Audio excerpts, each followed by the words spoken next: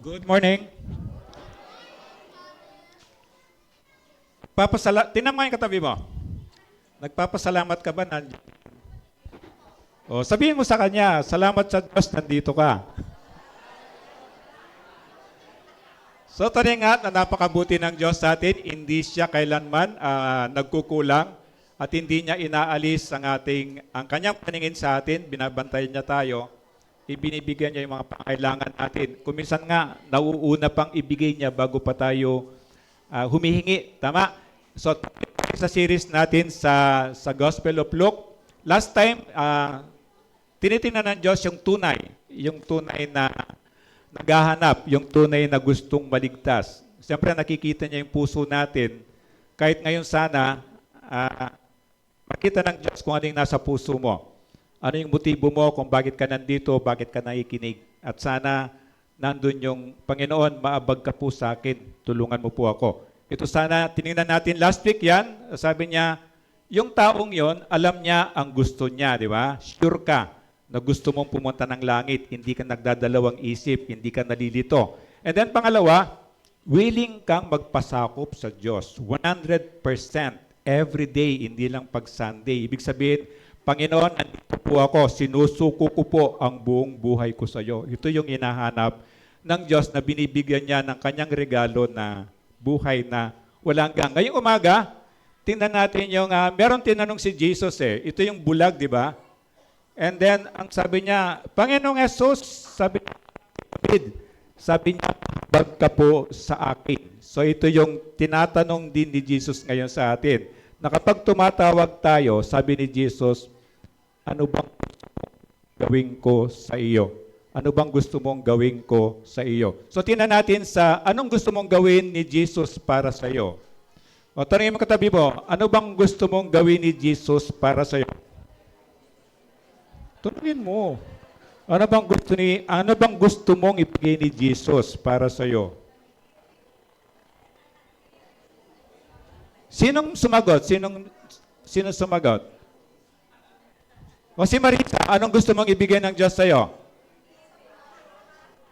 Ikaw mo daw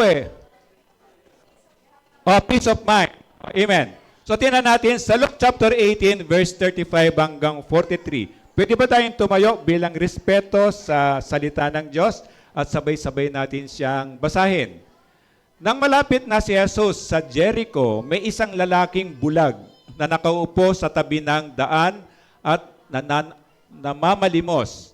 Nang marinig niyang nagdaraan ang maraming tao, tinanong niya kung ano ang nangyayari. Nagdaraan si Jesus na taga Nazaret, sabi nila sa kanya. At siya'y sumigaw, Jesus, anak ni David, mahabag po kayo sa akin. Sinaway siya ng mga taong nasa unahan. Ngunit lalo pa niyang nilakasan ang pagsigaw, anak ni David, mahabag po kayo sa akin. Tumigil si Jesus at ipinatawag ang bulag. Paglapit ng bulag ay tinanong siya ni Jesus, ano ang gusto mong gawin ko para sa iyo? Ang sagot ng bulag, Panginoon, gusto ko po sanang makakitang muli, sagot niya. At sinabi ni Jesus, makakita ka, pinagaling ka ng iyong pananampalataya. Noon din nakakita ang bulag at nagpuri sa Diyos na sumunod kay Jesus. Nang makita ito ng mga tao, silang lahat ay nagpuri sa Diyos. Amen. Ama, salamat po sa salita mo na iniwan mo po sa amin. Salamat po, O Diyos, na ikaw po yung Diyos na naglalang sa amin. Kahit ngayon po, alam po namin may gagawin ka po sa amin. Sa aming mga matatanda, pati na po sa mga bata, kasi ikaw po yung dahilan kung bakit kami nandito. Kaya samahan mo po kami. Nawa, O Diyos, ikaw po yung magsalita sa aming lahat. Itago mo po ako sa iyong likuran. Yung kagustuhan mo lamang po yung masabi ko at salain mo po ito na yung importante, yung kailangan lang po namin, ito po yung idikit mo sa puso't isipan po namin. Kaya tanggapin mo nga po, Diyos, ang aming pagsamba sa iyo sa pamamagitan po ng pakikinig sa iyong mga salita. Ito po yung dalangin ko, ito po yung dalangin namin sa pangalan ni Kristo. Amen. Pwede pong umupo. So miracle, alam natin yung miracle. Milagro, di ba? So, Hindi tayo naniniwala sa sabi ni Nora Honor, walang himala. Merong himala. Hanggang ngayon, gumagawa ang Diyos ng himala. Bakit siya gumagawa ng himala? Hindi para maligtas ako. Hindi para maligtas ka. Gumagawa ng miracle si God until now. Pakinggan nyo gumagawa ng miracle si God until now para maniwala ang tao na siya ay Diyos. Nakuha? Gumagawa siya ng miracle hindi para maligtas tayo. Gumagawa siya ng miracle para ikaw at ako ay maniwala na siya ay Diyos. At kailangan natin ang Diyos. Siya yung naglalang sa atin, siya yung may kontrol ng lahat, siya yung may-ari ng lahat, at kailangan natin ang Diyos. Kaya siya gumagawa ng miracle. Sabi niya sa Luke 18:31-33, sabayan niyo ako. Ibinikot ni Jesus ang 12 at sinabi sa kanila, pupunta tayo sa Jerusalem at dooy matutupad ang lahat ng isinulat ng mga propeta tungkol sa anak ng tao. Siya'y ibibigay sa kamay ng mga hentil, kukutsain, hahamakin at duduraan. Siya'y hahagupitin at papatayin. Ngunit sa 3 araw ay muli siyang mabubuhay. Sabi niya, nang malapit na si Jesus sa Jericho, may isang lalaking bulag na nakaupo sa tabi ng daan at namamalimos. Sana imagine nyo, yung bulag, siyempre, wala kang trabaho, mahirap ka, so para mag-survive ka, ikaw na lang ay mamamalis. Is normal. So pag namamalimos ka, mahirap ka, siyempre, ang itsura mo, alatang namamalimos ka, halatang mahirap ka. And then, sinabi niya rito, kung ma-imagine nyo, unang ministry ni Jesus, miracle niya sa Galilea, di ba? Galilea, parang lake, di ba? Merong Lake of Galilee. So may imagine nyo, nandito yung Galilee, paakyat yan, paakyat na paakyat, papuntang Jerusalem. Kaya yung Mount of Zion, sa taas siya. At ang daan dito, hindi katulad ng, ma-imagine mo, hindi katulad ng daan natin na naka-espalto, naka-semento. Maraming daan doon na pag natapilok ka, siyempre hindi siya flat, pwede kang mahulog sa bangin, pwede kang mamatay. At doon sa mga lugar noon, marami ring mga hold-upper, maraming mga nagsasamantalang tao doon. So may imagine nyo, nandito na si Jesus sa may Jericho. Ang Jericho, kung natatandaan nyo, kung meron sa inyo nagbasa nung Friday, yung nabasa nung Friday, makikita mo doon sa binasa nung Friday, sa Bible reading natin every day, merong sinumpa ang Diyos ang Jericho. Natandaan niyo yung kwento ng Jericho na kasi naka-walled city siya, hindi mo siya pwedeng i-conquer. Kasi makapal yung mga pader nun. So walang pwedeng tumalo sa kanila. Pero tinulungan sila ng Diyos. Natandaan nyo? Ang utos ng Diyos sa mga tagasunod ni Jesus, sabihan, ang utos niya, palibutin nyo yung Jericho ng isang ikot. Ikot, nananalangin lang kayo, tahimik, pero nananalangin kayo isang ikot. And then, Monday to Friday, alimbawa, 6 days, sabi niya, isang ikot lang kayo. Nananalangin kayo. Nandito yung mga pari, nandito yung mga trumpeta sa una, pero tahimik, hindi maingay. And then on the 7th day, sabi ng Jesus, instruction niya, ikutan nyo siya ng 7 beses. Natandaan nyo? 7 beses. At pag ikot niya ng 7 beses, sumigaw kayong sabay-sabay. Ano nangyari? Gumuho yung mga pader ng Jericho. At nakapasok sila, na-conquer nila yung Jericho. Kahit ngayon, inantay lang ng Diyos na magsabi ka. At dito sa pag-aaralan natin, sabi niya, ano sinabi ng bulag? Siya ay sumigaw. Sige nga, isigaw natin yung Jesus. 1, 2, 3. Jesus! Yun na ba yung pinakamalakas na sigaw? 1, 2, 3. Yan yun eh. Yan yun ang inantay ni Jesus na buhay ka, sigurado ka. Hindi yung ano na yung kasunod? Sigurado ka na Jesus talaga yung isisigaw mo. Ito yung makikita natin dito sa kwento natin. Itong bulag na to, nandun siya sa daanan Jericho. Kasi pagkatapos makonquer ni God yan, yung Jericho, meron siyang bilin.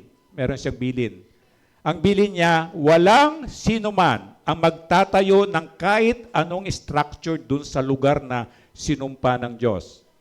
And then yung hari nung panahon yung binabasa natin ngayon, yung nasa 1 Kings, di ba? Yung 1 King. Yung hari doon, siguro hindi niya alam o talagang matigas ang ulo niya. Talagang sinusuway niya ang sabi ng Diyos. So ginawa niya, dahil hari siya, nagsimula siya magpatayo ng structure doon sa Jericho. Ano nangyari? Alam ni Dale yun. Ano nangyari? Namatay yung panganay niya nung tinatayo pa lang yung pundasyon niya. Hindi pa siya natinag. And then pinagpatuloy niya, eventually namatay yung bunsong anak niya. Yun na ang sumpa ng Diyos. Kung sino man ang magtatayo doon sa ginuho ng Diyos, ikaw ay susumpahin. So nakita mo yung obedience na gusto ng Diyos? Pag sinabi niya, obey ka lang, hindi yung gusto natin, hindi yung akala nating tama. At dito, hanggang ngayon, ginagawa ng Panginoon yun. So itong bulag na to, may imagine mo, outcast siya, walang pumapansin sa kanya. Siguro pati pamilya niya parang itinakwil na, tama? Kasi pabigat siya. Imagine mo, kung may pera ka, may diaper ka, pero kahit may diaper ka, lilinisin mo pa rin yan, di ba? So imagine mo, itatakwil ka na ng buong pamilya mo kasi mahirap ka, bulag ka, at nasa kalsada lang siya at namamalimos lang siya. And then sabi niya, sa Bethany, at priority dito, kung bakit maraming tao, tatandaan niyo yung sa Bethany, natandaan niyo si Lazarus, si Martha, at saka si Mary. Natandaan niyo yan? And then nagkasakit si Lazarus. And then namatay si Lazarus. Ang lapit lang ni Jesus sa Bethany, pero hindi siya pinuntahan ni Jesus. Kasi bakit? Gusto ni Jesus gagawa siya ng miracle. At gusto niya yung mga taong yun maniwala sila na si Jesus ay Diyos. So ginawa niya, inayaan niyang mamatay muna si Lazarus doon sa Bethany to, malapit lang sa Jericho. So ginawa niya, ang mga tao, nakita nila, pumunta si Jesus, patay na si Lazarus, di ba? And then sabi niya, asan ba nakalibing? Sabi ni Jesus sa mga tao, doon po sa ganitong kuweba, samahan niyo ako. Sabi niya, so pumunta si Jesus doon. And then sabi ni Jesus, buksan niya ang libingin nila yung kuweba, tapos haharangan mo siya ng parang batong makapal na bato, haharangan mo siya para hindi basta-basta mabubuksan yon. Sabi niya, buksan niyo siya, sabi ni Jesus. Ano sabi sa kay Jesus? Panginoon, kung bubuksan po namin siya, mabaho na po siya. Kasi ilang araw na po namin siyang nilibing, tama? And then sabi ni Jesus, buksan pa rin at binuksan.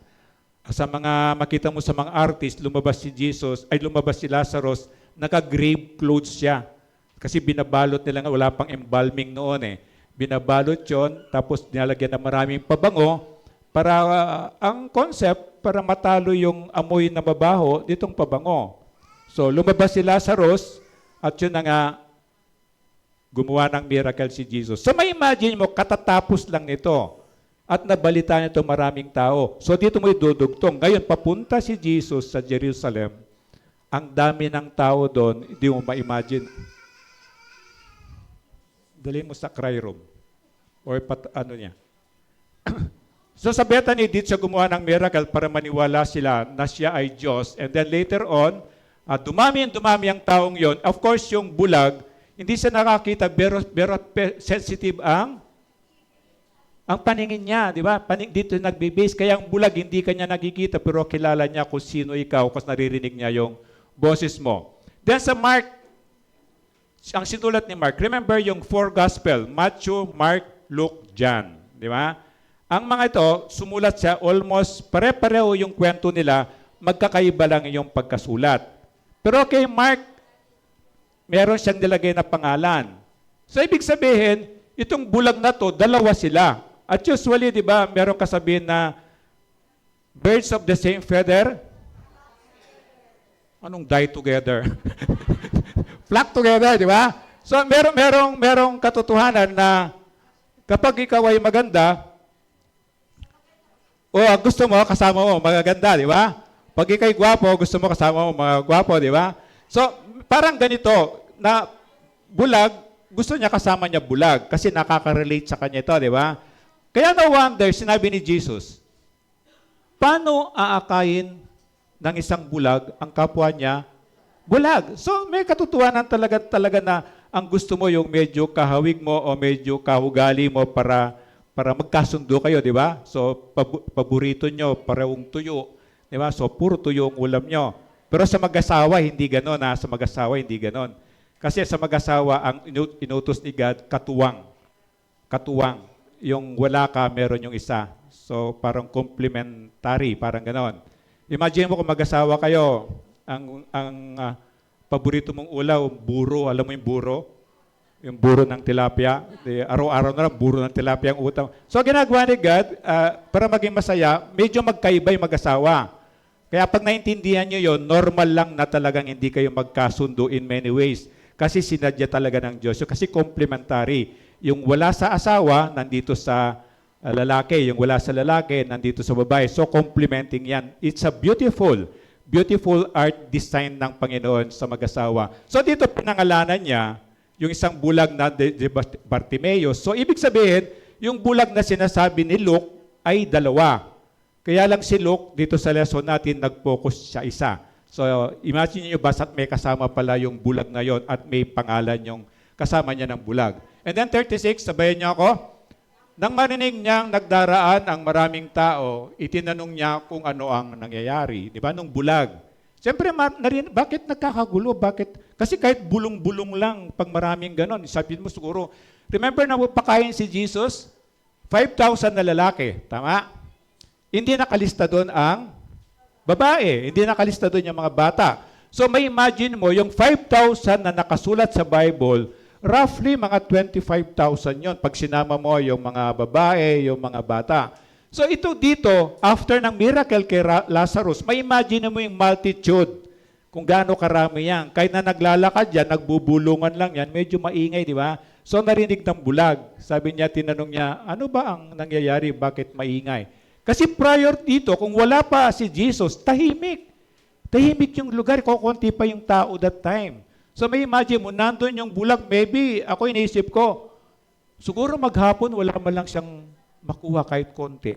Imagine mo yung gano'n, kasi hindi namang overpopulated yung lugar.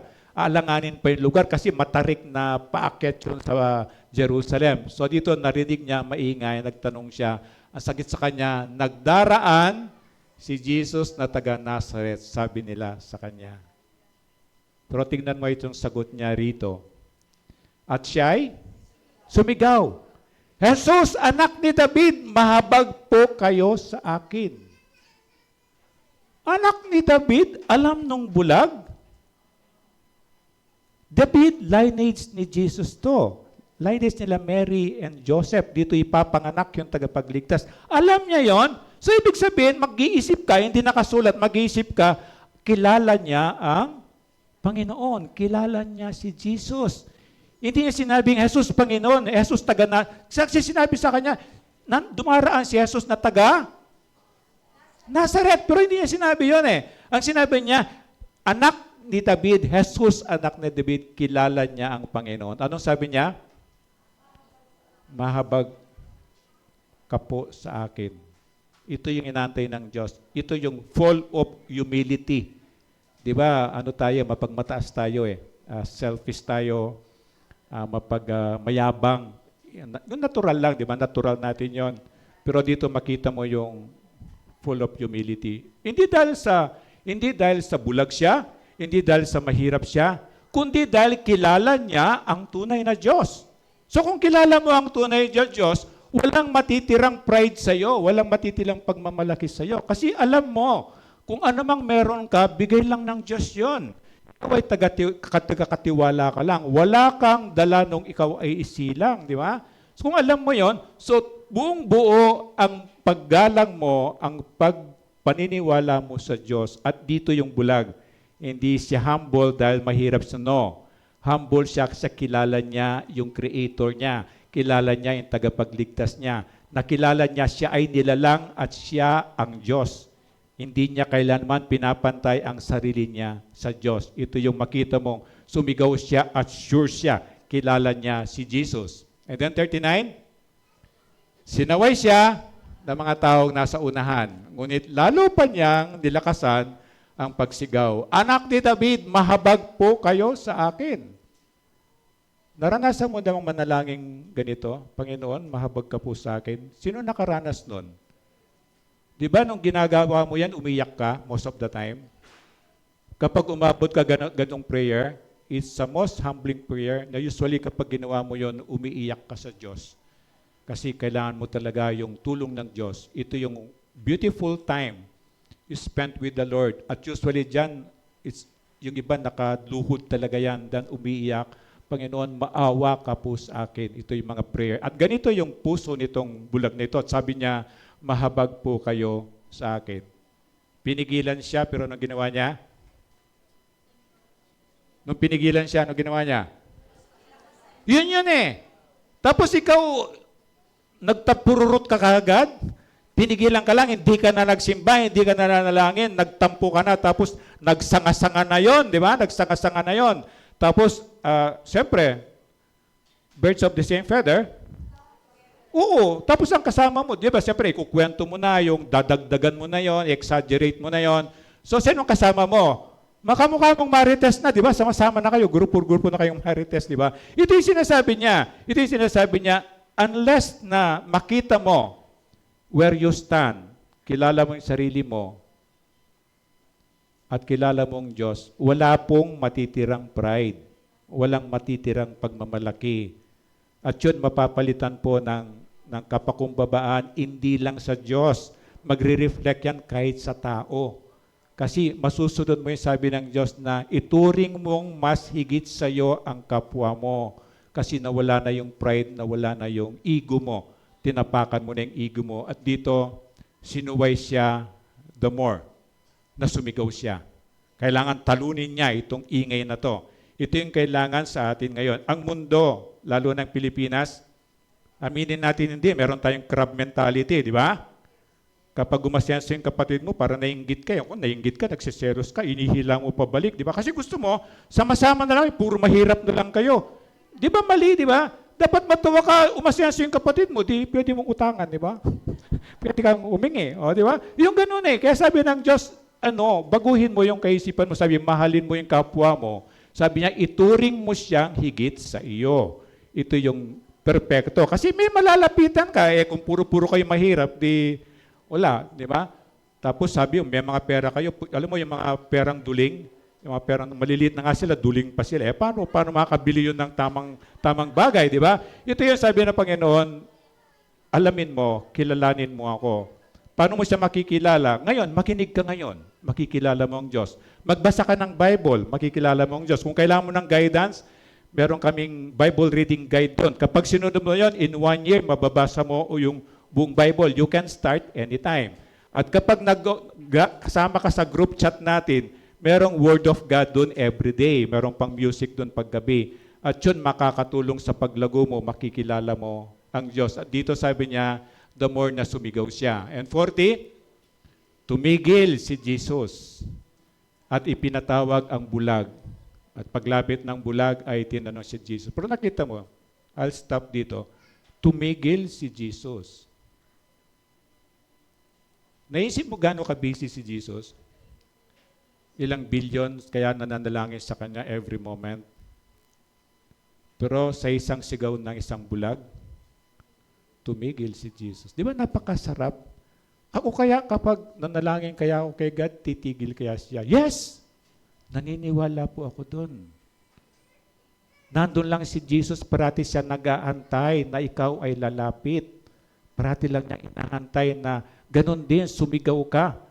Panginoong Jesus, maawa ka po sa akin. Maawa ka po sa anak ko. Maawa ka po sa magulang ko. Maawa ka po sa teacher ko. Ang dami. Maawa ka po sa bansa namin. Pero kung minsan nakalungkot at the end of the day, kung aminin natin, nakalimutan natin na lumapit kay God. Tama? Alam ni God yun. Nagbabagong pagmamahal niya? No. Bukas maghahantay pa rin siya. Paggising mo, natutuwa siya. Uy, gising na itong anak ko. Anong inaantay niya? Paggising mo, maalala mo siya. Pasalamat. Hey, God, pasalamat. Salamat po. Buhay pa ako. Then, ganun yung balat mo. Ay, buhay pa ako. Then, pumunta ka ng CR, di ba? Uy, salamat po. Lumabas yung basura sa katawan ko. Tama? Eh kung hindi ka na makadumi, ano yon? So, kung titingnan mo yan, everything comes from the Lord only by the power and only by the grace of God. Sana ma-recognize mo. Ang dami nun. Nakalimutan mo. Magagalit bang Diyos sa'yo? Hindi. Naganap ka ng pagkain, di ba? Wala kang makita, may kumatok. May dalang pagkain.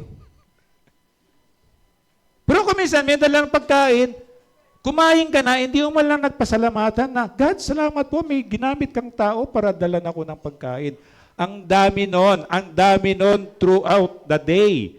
And then, bago ka man lang sana matulog, inantay pa rin ng Diyos, baka sakali, bago ka matulog, maalala mo kung paano kanya iningatan, paano niya pinagaling katawan mo, paano niya ibigay pangailangan mo. Naghahanap lang siya, Lord, thank you, then sleep ka na. Pero most of the time, kung aaminin natin, nakakalimutan natin. Bakit? With all the distraction ngayon, with your generation ngayon, mag-ingat kayo. Lahat ng distraction para mapalayo ko kay God, lalo na yung technology na yan. Be careful po. From the beginning, sinasabi na ng Diyos yang in W na yan. Ano sabi ng Bible? From the beginning, web. Parang yung web ng gagamba, di ba? Si Spider-Man, gagamba. Pag napunta ka doon, ano nangyari doon? Nakadikit ka, di ba? Oh, yun na yun. Makawala ka pa ba doon? From the beginning, God already gave us warning. Be careful. Maganda siya, kailangan natin siya, pero lagyan mo siya ng boundaries. Umingi ka ng tulong kay God, lagyan mo siya ng boundaries. Lalo na ngayon, di ba? Ang mga magulang, siyempre masarap yung meron ka ring freedom, di ba? Pero para hindi ka na mahirapan mag-alaga ng anak mo, nagawin mo? Cellphone. Mali po. Ang right age for kids is 13 years old and above. Sinisira niyo yung anak niyo at sana it's not yet too late. Hindi sila dinesign. Very tender pa po yung mga organs nila. Eyes nila, brain nila, they do not even understand yung nakikita nila doon. Kaya makita mo yung bata, pinapanood mo ng TV nung wala pang cellphone, hindi magsasalita ka agad yan. Bakit? Yung pinapanood niya, hindi naman pag kinausap niya, hindi naman sasagot yun, tama? At sasagot mo niya, mali. Kasi hindi mata nakakarinig. So it will delay yung speech ng bata. So be careful with that technology. Pero dito sabi niya, sumigaw siya, imagine mo tumigil si Jesus. Ganon po ang Panginoon. Sabihin mo sa katabi mo, mahalaga ka rin kay Jesus. Oo, titigil din si Jesus yan kapag tumawag ka sa Kanya. And then sabi nga sa Matthew, from the word nahabag, sabayin niyo ako, nahabag si Jesus sa kanila at hinipo ang kanilang mga mata, agad silang nakakita at sila ay sumunod sa Kanya. Di ba? Sumunod sa Kanya. Ito yun eh. Gumagawa si Jesus ng miracle, hindi para maligtas ka. Gumagawa si Jesus ng miracle para maniwala ka siya ay Diyos. At kapag naniwala ka kay God, susundin mo siyempre siya, di ba? Kasi Diyos siya. Lahat ng sinabi niya ay para sa ikabubuti mo. Ito yung bunga nun. And then, 10:50 sabi niya, yung salukto, the same. Inihagis niya ang kanyang balabal, paluksong tumayo at lumapit kay Jesus. Ito yung version ni Mark. Ang pinag-aaralan natin si Luke, di ba? Kay Luke, sabi niya, sila ay tumayo, di ba? Sabi ng mga alaga niya, oy, bulag, or Bartimaeus, pinatawag ka ni Jesus. Nandito si Jesus, and then kay Luke, lumapit yung bulag, di ba? Eh, siyempre, inano ng bulag, nasan ba si Jesus? Pero lumundag siya. Pagkarinig, tinatawag ni Jesus, lumundag siya sa tuwa. Siyempre, hindi siya pwedeng tumakbo, di ba? May pagtakbo niya, opposite pala yung pagtakbo niya, papalayo siya kay Jesus, di ba? So, lumundag siya. Anong simbolo ng landog na yun? Anong simbolo nun? Bakit siya lumundag? Ha?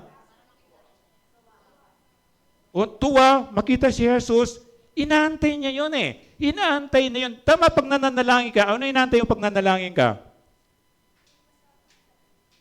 Ha? Anong inaantay yung pag nanalangin ka?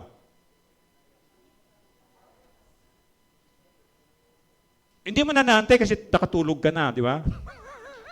Hindi ka nakapag-amen kasi pagod na pagod ka, alam mo ang Jesus yun. Pero inaantay mo sagutin ka ni Jesus, di ba? So ito, inaantay niya pansinin siya ni Jesus, kaya sumisigaw siya at the top of his voice, kasi maingay yung mga tao. Imagine mo, multitudes, tens of thousands to, mga 20,000, 30,000 yung mga taong nando. So ginawa niya talagang, sumigaw siya, hoping na marinig siya ni Jesus. At narinig siya, di ba? Tumigil si Jesus. A wonderful thing. Parang ang sarap na tumigil si Jesus nung tumawag ako sa kanya. And then, pinalapit pa siya ni Jesus. Nung tinawag siya, siya ay lumundag. Pero kay Mark, ang version ni Mark, version ni Luke yun, di ba? Ang version ni Mark, pag tinignan mo yan, cross-reference mo, inihagis niya ang kanyang balabal at paluksong tumayo at lumapit kay Jesus. Mahirap siya, namamalimos, nasa kalye siya. Yung balabal na yon, yun na ang lahat sa buhay niya. Na-imagine nyo? Yung balabal na yon, yun ang nagpuprotect sa kanya sa lamok. Pag pumunta ka ng Israel, parang Saudi, yung mga iba sa inyo, alam niya yung Saudi, kapag araw sobrang init, pero pag gabi sobrang lamig. Itong balabal na ito, yung protection niya sa mga beast kasi wala siyang bahay, nasa kalye lang siya. So ibig sabihin, itong balabal na ito, simbolo ng lahat ng meron itong bulag. Anong ginawa niya? Hinagis. Hinagis. Kasi Jesus is enough. Si Jesus sapat na. Si Jesus lang ang kailangan ko. Lahat ng kailangan ko nandito na. Kaya hindi ko na kailangan bagay yung mga ano yan, mga balabal na yan. Anong pinag-aralan natin last week? Kaya mo bang bitawan yung mga pinapahalagaan mo? Remember? O kaya mo bang bitawan yung kayamanan mo? Natandaan niyo, sabi niya sa binata nung last week. Sabi niya, Panginoon, sabi ng binatang mayaman, pinuno, di ba? Paano ba ako magkaroon ng buhay na walang hanggan? Sabi ni Jesus, di ba? Alam mo yung kautusan, di ba? Huwag kang magnakaw, huwag kang pumatay, huwag kang mangalunya, huwag kang magsisinungaling, huwag kang mag-false witness. Ano ang sagot ng binata? Ano sagot ng binata? Nagawa ko na po lahat yan magmulang pagkabata. Di ba? Maniwala ka ba doon na perfect niya yung Ten Commandments na yon? Hindi, di ba? At alam na natin, yung utos, hindi siya ginawa para tayo maligtas. Ginawa yung utos para malaman natin, pag tinignan mo yung kautusan, malaman natin tayo ay nagkasala. Kaya ano sinabi ni Jesus na huwag kang magnakaw kasi nagnakaw ka na. Huwag kang pumatay, nagpatay ka na. Pastor, wala man akong pinatay na tao. Pero sabi ni Jesus, sa sobrang galit mo, sa puso mo, pinatay mo na yung taong yun eh. At araw-araw mo nga siyang pinapatay, di ba? So sabi ng Panginoon, ginawa ko yung kautusan para malaman mo na ikaw yung makasalanan, matigil yung pagyayabang mo, matigil yung pagiging ipokrito mo, matigil yung pagkukunwari mo. At last week sabi niya, matigil yung pagiging paimbabaw. Paimbabaw. It's a beautiful word, paimbabaw, yung ano niya, pakitang tao. Pakitang tao. Remember sabi ni Jesus, hindi ko tinitignan ang panlabas mo. Hindi ko pinapakinggan yung mga salita mong yan. Anong tinitignan ko? Yung puso mo, ito yun. So wala tayong maliligid kay Jesus. Totoo yun, alam niya. At siya ay paluksong tumayo at lumapit kay Jesus. Sana ito yung ma-adapt natin attitude na excited ka kasi si Jesus yun. Binitawan niya ang lahat. And then 41, sabayan niyo ako. Anong gusto mong gawin ko para sa iyo? Sagot ng Panginoon, sagot niya sa Panginoon, gusto ko po sanang, imagine tanongin ka ng Diyos. AJ Lim, anong gusto mong ibigay ng Diyos sa iyo?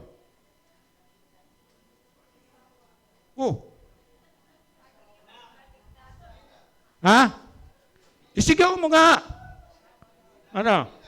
Disiplina. Alin na baba, anong gusto mong ibigay ng Diyos sa iyo?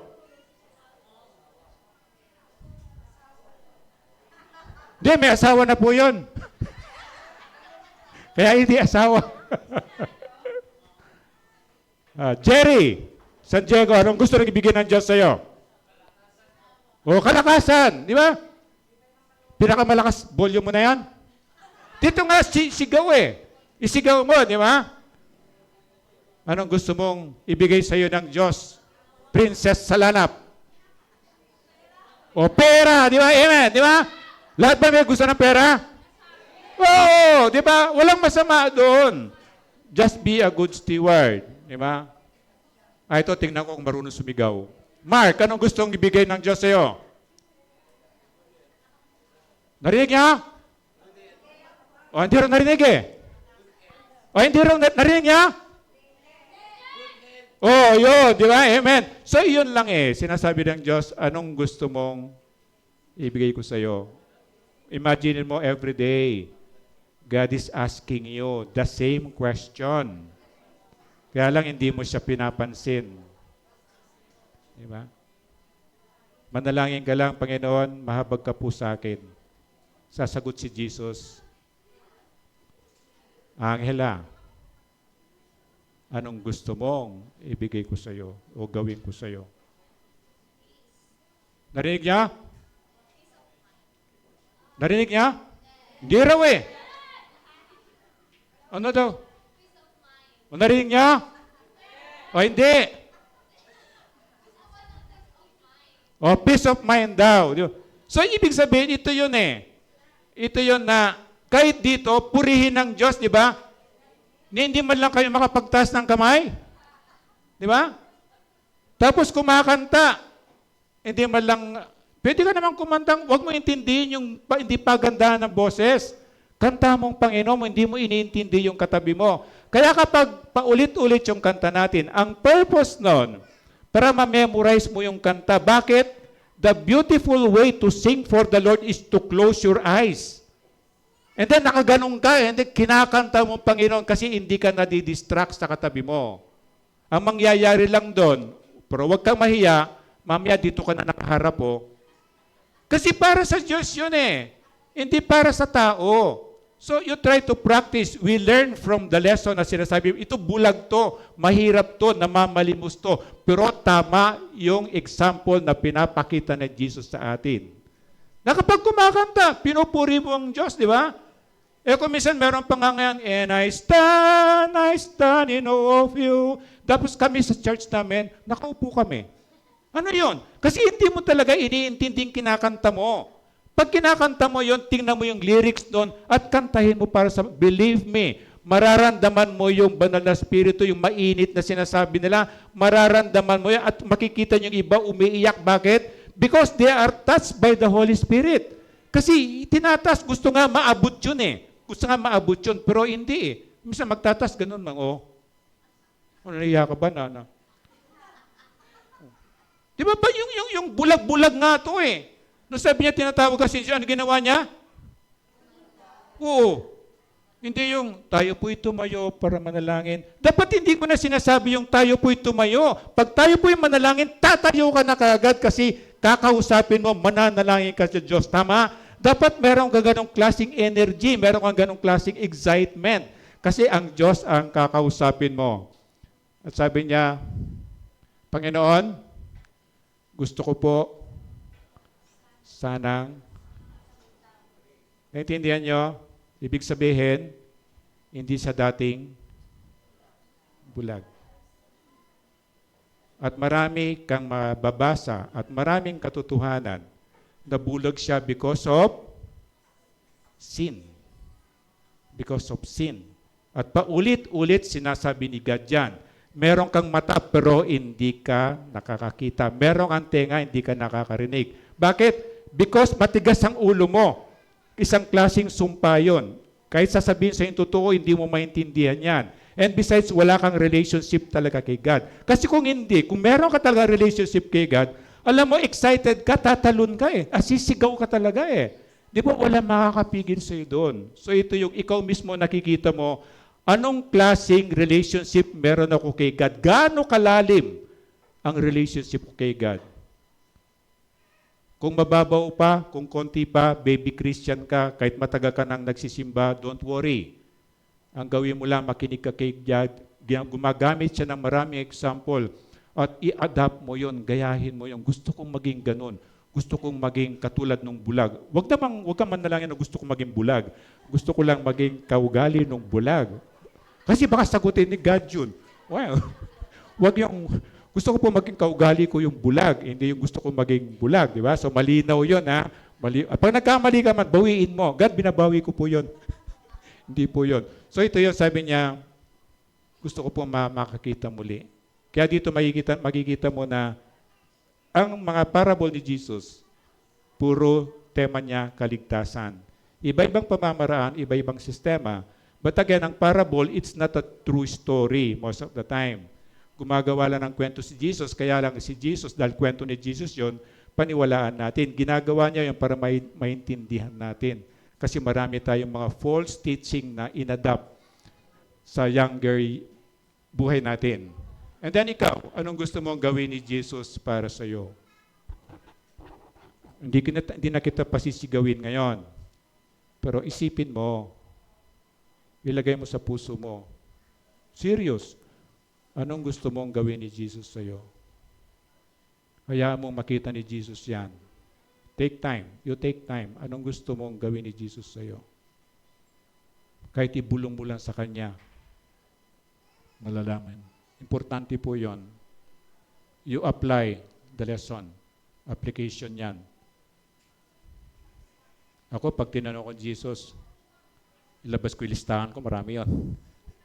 Wala sinabi ang grocery list doon. Di ba? Ang dami natin gusto eh. Dapat handa ka, anong gustong gawin ni Jesus? Kahit isa lang ngayon, mag-isip ka, anong gusto ng... And then tandaan mo itong araw na to, kapag truly, sabi ng ginagamit ng Bible yung truly, kapag tunay na iniling mo yon, tanda mo itong date na to. At ipapakita ni Jesus sa iyo yung hiniling mo yon. Ibibigay niya. So very important, you take time, parang prayer mode, yung tanong ni Jesus, anong gusto mong gawin ko sa iyo?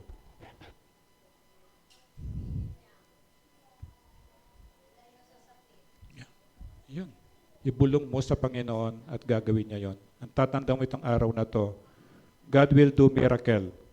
Hindi para i-save ka, kundi para maniwala ka na siya ay Diyos. Kaya pa nagsalita siya, paniniwalaan mo at pakinggan mo siya. 42, sabayan niyo ako. At sinabi ni Jesus, makakita ka, pinagaling ka ng iyong pananampalataya. Yung makakita ka, of course, sa parable niya, merong karamdaman, di ba? Yung karamdaman na bulag. Pero tinignan mo yung word na yung original word na makakita, additional lang, hindi siya yung word na healing, kundi yung word na nakakaligtas. Kasi nakita natin dati siyang hindi bulag. So, ang pinagaling talaga ni Jesus, yung pagiging bulag niya spiritually.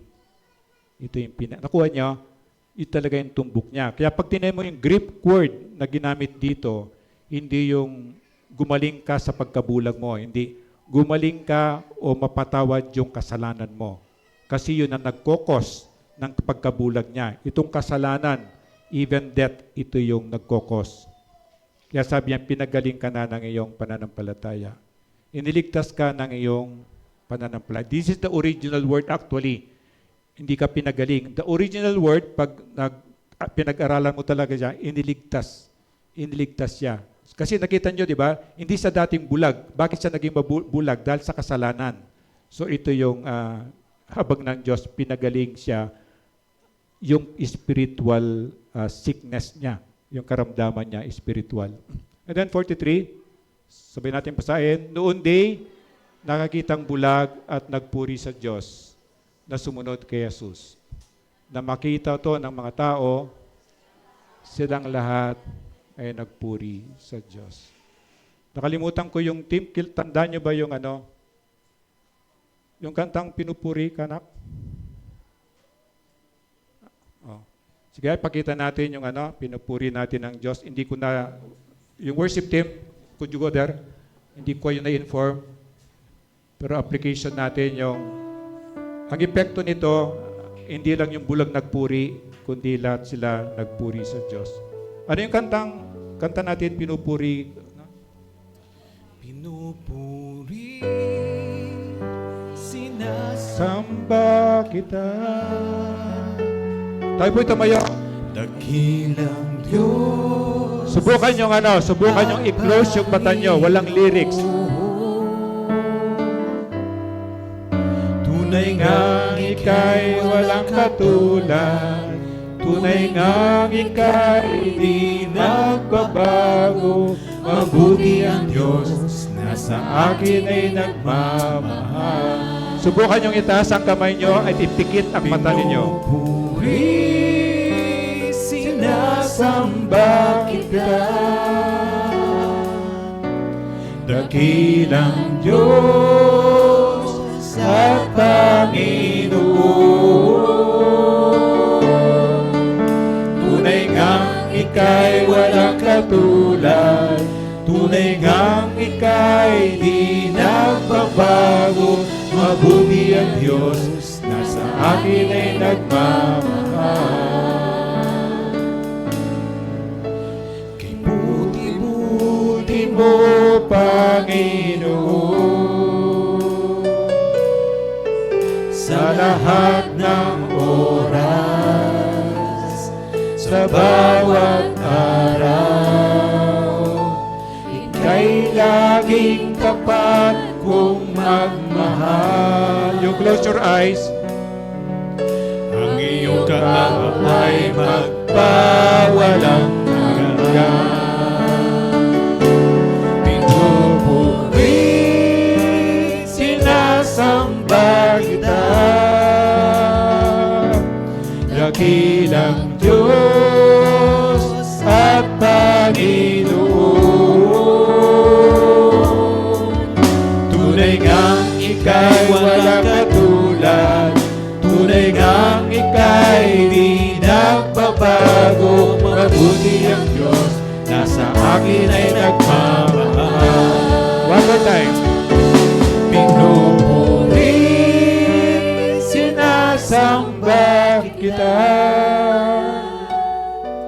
Dakilang Diyos at Panginoon. Tunay ngang ika'y walang katulad. Tunay ngang ika'y di nagbabago. Mabuti ang Diyos na sa akin ay nagmamahal. Mabuti ang Diyos na sa akin ay nagmamahal. Thank you po. So, pwede po. So, itong aral, nakita nating aral, alam ng Diyos yung mga tunay na tumatawag sa Kanya. At sana kasama ka doon. Diyan mo yung katabi mo, sana ganun ka. Tunay kang tumatawag sa Panginoon at siya ay mahabagin.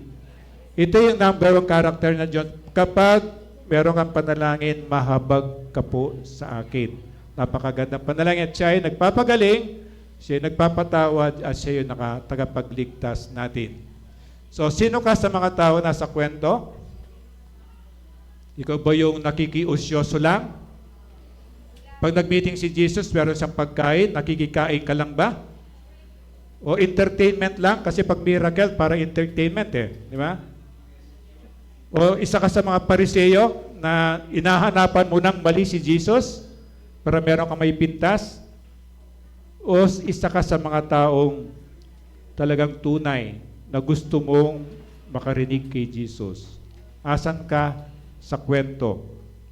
Ikaw ba yung bulag? Meron ba sa atin dito na katulad ng bulag?